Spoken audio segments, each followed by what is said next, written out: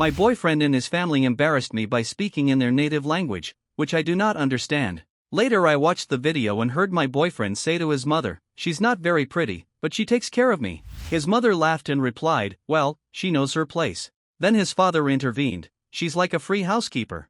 "A wise choice, son." Everyone laughed. At the time, I had no idea and just kept smiling, trying to keep the peace. But today he sends me crying messages on my accounts.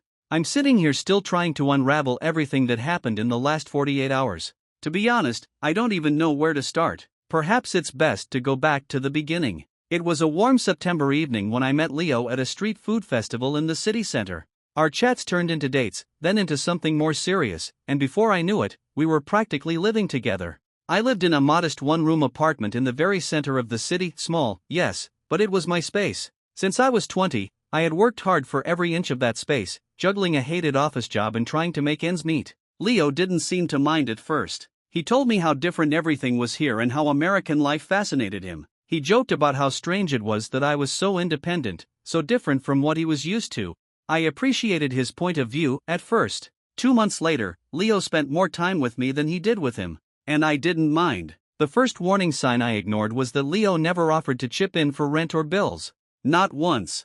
I asked him about it a couple of months later, casually, as if it didn't bother me. He said something like, "I'm still dealing with my visa situation. It's hard to find a permanent job here." I bought it, I really did. Immigration is a mess, right? I wanted to be supportive. But then the comments started. At first they were minor, and I convinced myself that they were just cultural differences. "You laugh too loud," he would say in a casual voice. "Girls back home don't wear clothes like that," he would add, running his eyes over my outfit as if I were doing something wrong. There were bigger ones. "You won't survive where I come from. Women know how to keep quiet, or why do you turn everything into a joke?" I didn't realize how bad it was until I noticed a pattern. And I still ignored it. Financially, things were not improving. Leo took on a few odd delivery jobs, but most days he just sat on my couch playing games on my laptop.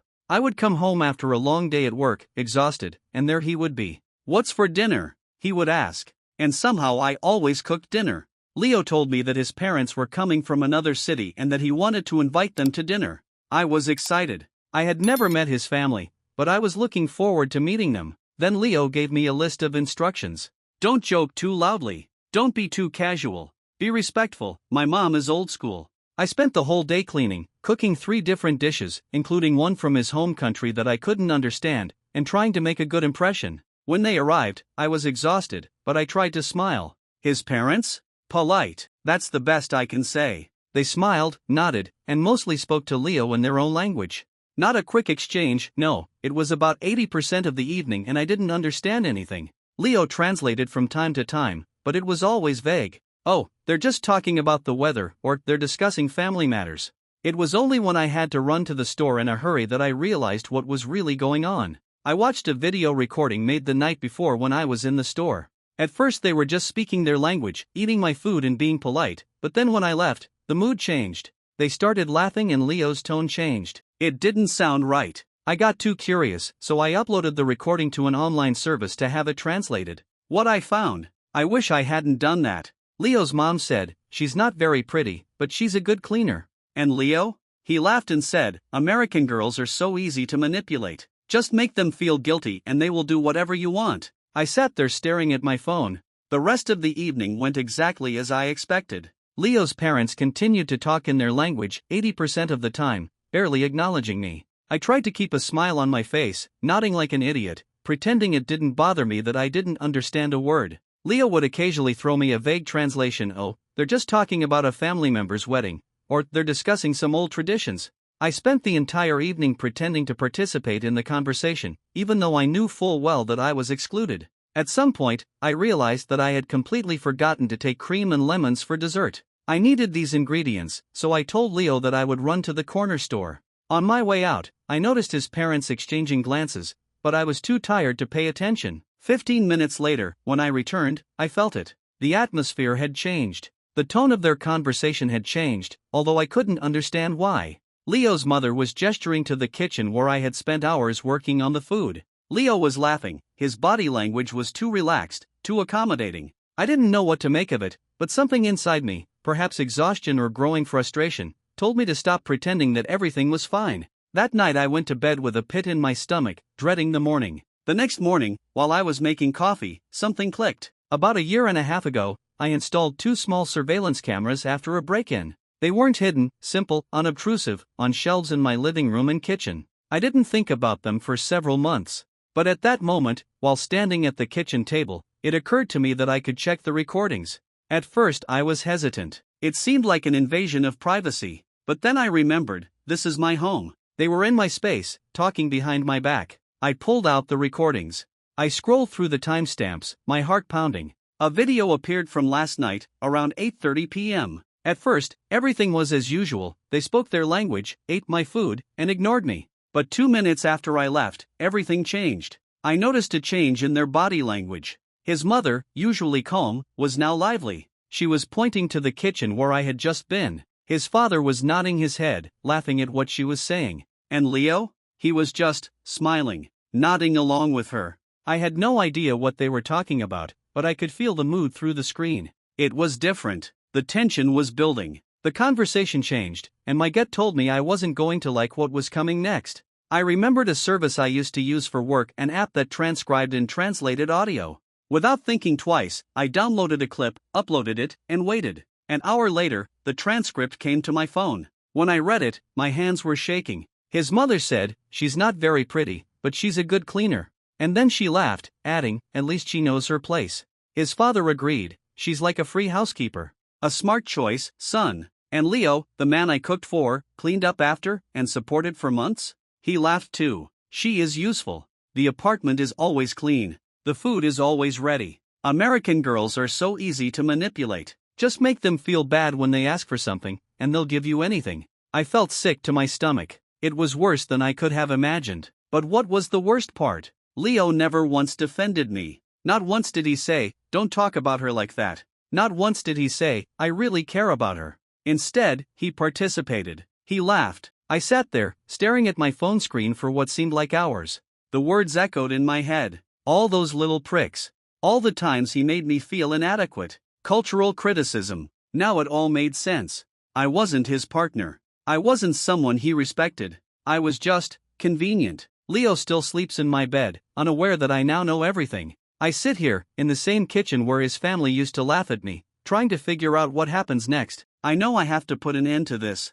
I have to kick him out of my apartment. But part of me wants to face him, to see the look on his face when he realizes that I know exactly what they said. When he realizes that I understood every disgusting word. But on the other hand, maybe I don't need that kind of ending. Maybe I've had enough, and here I am. A woman who thought she was in a relationship for 8 months, and then realized that she was someone's free housekeeper, someone's pawn. I feel stupid, like I should have known better. He just woke up and asked me what I was doing. I answered, "Just checking my email." He kissed the top of my head and went to the shower. I think I'll start packing his things while he's in there. I don't want him to stay in my house for another night. Where I was staying, Tiago was in the shower and I had just found out that he and his parents had been talking about me while I was in the store. I sat there, feeling a strange calm, like when you are so angry that you are numb. A cold calm in which emotions are frozen. Then I heard the shower turn off. I put the phone down and went straight to the bedroom. I pulled out 2 black garbage bags from under the sink and started to collect his things.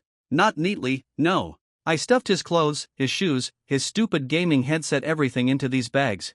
It was just stuff, and it amazed me. He came into my life with nothing and felt at home, like it was all part of a plan. I found a box of photos I had been saving, our first date at a food truck festival, a day at the beach last summer, sweet moments that I thought were real. I tore them up and stuffed them into bags with his clothes. I was halfway through emptying his drawer when he walked in, dressed only in a towel. He stopped when he saw the mess, the bags, the look on my face. For a moment, confusion flashed in his eyes, but it didn't last long. "What are you doing?" His voice was trembling, and he sounded nervous. "Is something wrong?" When I didn't answer right away, he reached for me. I pulled away so quickly that I knocked over the lamp on the nightstand. It didn't break, but the lampshade was dented. I looked at him, clutching my chest, and said it. I told him that I knew exactly what he and his parents had said about me when I was in the store. His face immediately changed. First a flash of shock, then denial. "You must have misunderstood the translation," he said quickly, looking away. "It's a cultural thing. You don't understand." When I didn't back down, he changed his tactics. His voice rose, became louder, angrier. "Are you spying on me? "Have you been following me, recording my conversations with my parents?" He was almost shouting now. I didn't flinch. I just continued to pack his things into bags. This made him even angrier. He grabbed my wrists, hard, pulling me away from the bags. "You're crazy," he spat. "You're going too far. That's why women from my country are better. They don't get hysterical over trifles." That did the trick. Something clicked inside me. I pulled his hand back so hard that his nails scratched my skin. I pushed him away from me, and for a second I thought he might hit me. But instead, he grabbed his bags and stormed into the bathroom to get dressed, muttering angrily under his breath. He came out a few minutes later, fully dressed, but still seething. When he turned to leave, he tried to have the last word. "You are making a huge mistake," he said. "You will regret this. In a few days you will call me and beg me to come back. You know that, right?" I just opened the door wider and pointed at him. "Get out," I told him in a flat voice. The last thing he did before he left was to knock over the table by the door, which sent my keys and mail flying to the floor. He slammed the door behind him so hard that my neighbor across the hall opened the door to check if everything was okay. After he left, I sat on the living room floor for almost an hour. My wrist was already bruised where he grabbed me, and it was then that I realized how bad it was. How bad things had gotten. How I let someone treat me like that for months. I cried, but not because of him. It wasn't sadness. It was a mixture of relief and rage, all mixed together. Then, like a switch, I switched to practical mode. I texted Bridget and told her what had happened. She immediately offered to come over, but first I needed to be alone. So I went around the apartment, gathering everything Tiago had left behind: a spare phone charger, a few books, a jacket from the closet. I put it all in another bag by the door. Then I called a locksmith. It was $275 for emergency service on a Sunday, but at 6 p.m., I had new locks on my door. It was the best money I've ever spent. Around 2000 hours, the text started. At first, only one: "You are making a big mistake." I didn't answer. Then, I left my charger and a few other things. "I need to come and get them." Then the flood began. "Are you seriously ignoring me? After everything I've done for you?" By 10 p.m., his tone had changed. "I'm sorry if you misunderstood what we were talking about. It's a cultural thing. You wouldn't understand. Can we just talk about it? You're overreacting." I almost threw my phone across the room. Just when I was about to lose it, Bridget showed up with wine and takeout. She didn't even have to ask. I showed her the video, the translation. She was furious. She wanted to find Tiago herself. I had to calm her down. She stayed until midnight, helping me delete all his photos from my phone, unfriending myself from old Instagram posts. She was there, helping me cut all the last vestiges of him out of my life. This morning, Monday, I woke up to 17 missed calls and about 30 texts from Tiago. They ranged from angry accusations of betrayal to desperate pleas for forgiveness. He said things like, "You're going to regret this, and you can't just dump me," but the latter was the hardest to ignore. "Please, just talk to me. It's not over yet. You'll see. But I've had enough. I don't want to see him in my house one more night." And then something happened that I didn't expect. His cousin, the one he's really close to, messaged me on Instagram this afternoon. Apparently, Tiago told his entire family that I kicked him out because I was mentally unstable and jealous of his culture. His cousin did not believe him and wanted to know what really happened. I sent her a translated transcript of what they said about me. She was horrified and apologized for her family's behavior. At least one decent person in this crowd. Around noon, I decided that I had to go to my parents' house. We usually talk on weekends, and I hadn't told them about the breakup yet. I thought about calling them, but decided it would be nice to see them in person. I texted my mom to ask if I could come over for dinner, and she replied, "Yes, we need to talk." It was amazing. My mom is the queen of emoticons and exclamation points in texts. A serious message, "We need to talk," is so unlike her. I tried to call her, but she didn't pick up the phone, which only made me more worried. I thought she was just busy cooking or something, so I brushed it off. I arrived at my parents' house around 4 p.m. As soon as I walked in, I could tell that something was wrong. I felt it as soon as I walked into my parents' house. Something was not right. My mother was frozen at the kitchen table, not jumping up to hug me as usual. My father was standing at the counter making coffee with his back to me. The tension in the room was so strong that I almost turned around and walked away. I asked what was going on, and my mom just stared at me with an expression I couldn't read. Then, in the most serious tone I've ever heard her use, she asked me if I was okay mentally these days. I was completely confused until she said that Tiago had gone to see them yesterday. Guys, he went to my parents' house. I sat there with my heart in my chest as my mom told me all this.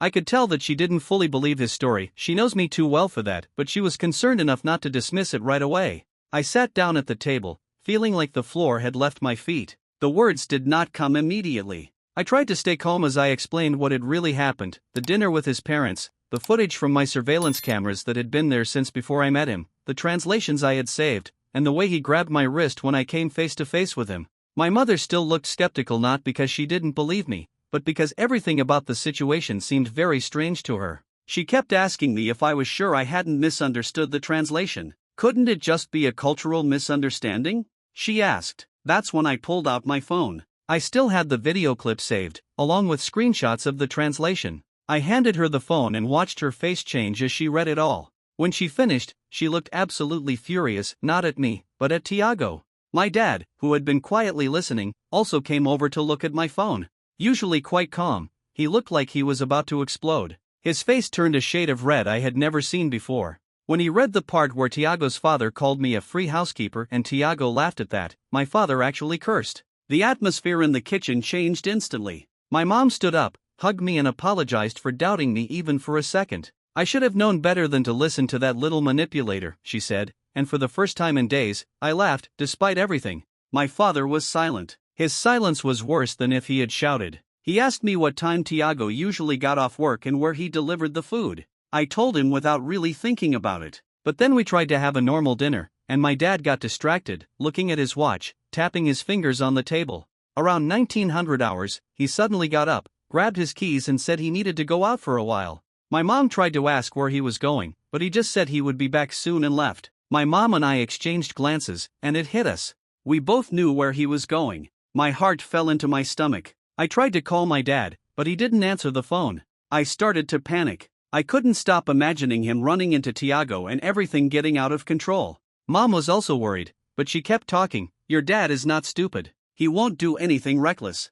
We sat there for what seemed like an eternity, trying to call him. My anxiety was growing with each passing minute. Finally, at about 9:30 p.m., we heard his car pull into the driveway. He got out, looking completely normal, as if he had just gone out for groceries or something. My mom and I rushed to him, demanding to know where he had been. He sat down calmly and then said that he had gone to look for Tiago at the delivery point where I told him he worked. He waited until Tiago came out after his shift and approached him. According to my father, he remained calm, although, to be honest, I don't quite believe it. He told Tiago that he knew everything, that he had seen the video, read the translations, and knew about the wrist grab. He told him in no uncertain terms to stay away from me and my family. Last update. Hello Reddit friends, it's been almost 2 weeks since my last update and I wasn't planning on writing again because I hoped that the whole Tiago saga was finally over. It turns out I was wrong. Yesterday, things reached a whole new level of crazy that I still can't fully process. So, after my father confronted Tiago, everything was quiet for about 10 days.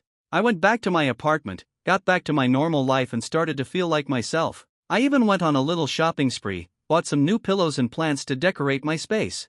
It was nothing, but it helped to erase the feeling of his presence. My therapist suggested that I keep a diary of my feelings about everything that happened, which sounded very silly at first, but it really helped. Writing things down makes me feel like they are somehow less overwhelming. I had 2 more sessions with her, and we analyzed why I hadn't paid attention to a lot of red flags for so long. It turned out that I had some work to do on my self-esteem. Who would have thought? Anyway, the job was a nice distraction. My coworkers don't know all the details, but they know I've been through a tough breakup and they've been very supportive. Yesterday started like any other Tuesday. I woke up, did a skincare routine while listening to a podcast, grabbed a coffee at a coffee shop on the street, and headed to the office. The morning was busy with back-to-back meetings, and I barely had time to check my phone before lunch. When I finally checked it around 1 p.m., I found 3 missed calls from an unknown number in voicemail. I went to the break room to listen to them, and as soon as I heard his voice, my stomach clenched. It was Tiago, and his voice sounded different somehow. His words were a little slurred and he kept switching from English to his native language. From what I could understand, he was saying that he needed to talk to me, that everything was falling apart, and that I owed him a conversation. I immediately deleted the voicemail and blocked the number. I then texted Bridget to let her know that Tiago had found a way to contact me again. She suggested that I report it to office security, just as a precaution, which seemed like overkill to me at the time, but I decided to go to the front desk anyway. There are two security guards in our building: Ron, an older guy who has been working there for a long time, and Alexis, a young woman who started working a few months ago. I caught them between shifts and briefly explained the situation, that my ex might try to contact me at work, and that I didn't want to see him. They were very understanding and said they would keep an eye on the situation, which made me feel a little better. I went back to my desk and tried to focus on my work, but I kept checking the time and looking at the elevator. By 4 p.m., I had convinced myself that I was being paranoid. I mean, he left a weird voicemail, but that doesn't mean he's actually going to show up, does it? Around 4:30 p.m., I was in a small meeting with my team in one of the glass-walled conference rooms near the front of the office. We were discussing an upcoming project when I saw movement near the reception area. I looked up and there he was. Tiago. He was talking animatedly with Alexis at the reception desk. I quickly told my team that I needed to get out and texted Ron, who I knew was in the break room, to come to the reception as soon as possible.